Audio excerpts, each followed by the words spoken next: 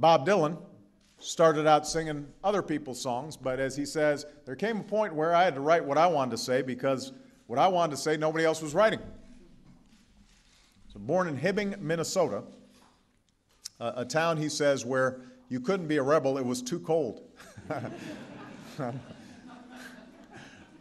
Bob moved to New York at age 19.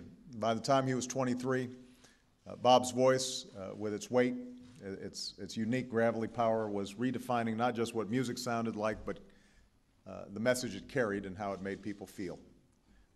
Today, everybody from Bruce Springsteen to U2 owes Bob a debt of gratitude. There is not a bigger giant in the history of American music. All these years later, he's still chasing that sound, still searching for a little bit of truth, and I have to say that I am a really big fan. Bob Dylan. Come on, Bob.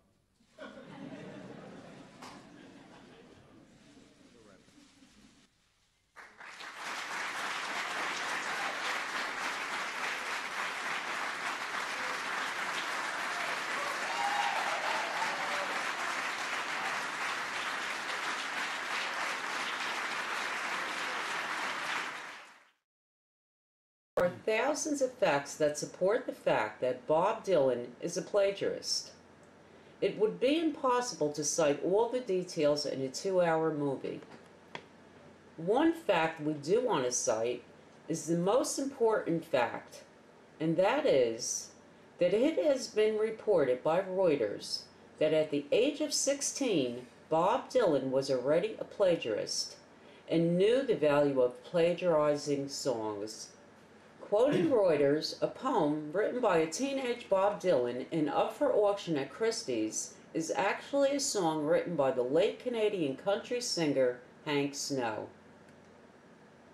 Christie's announced on Tuesday the sale of the handwritten poem, believed to have been written in 1957 when Dylan was 16 and away at Jewish camp. The words, with a few minor variations, match those of a song previously recorded by Snow, who died in 1999 at the age of 85. Christie's said in a statement, "Additional information has come to our attention about the handwritten poem submitted by Bob Dylan to his camp newspaper, written when he was 16, entitled Little Buddy. The words are, in fact, a revised version of lyrics of a Hank Snow song." In 1996, James Damiano posted the findings of his lawsuit against Bob Dylan on the internet and received over 8 million hits. It was at this time that Bob Dylan's musical works were called into question, and the origin of his songs started to be scrutinized by critics. These critics included music reporters, editors of music magazines and newspapers, college professors, and literary people.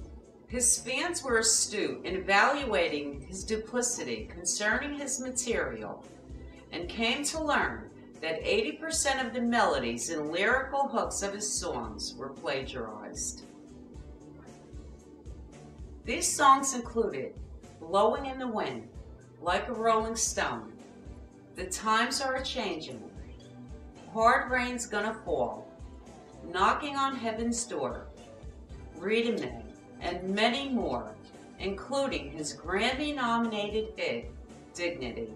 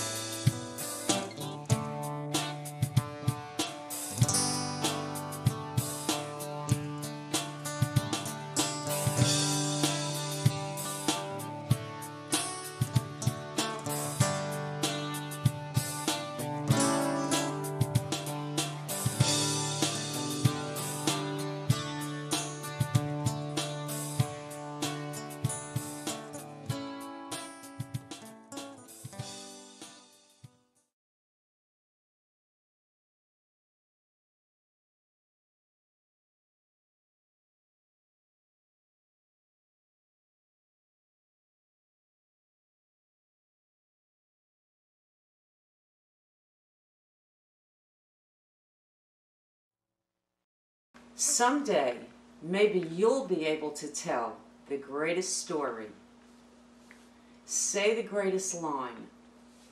Give the greatest performance. Find the greatest find.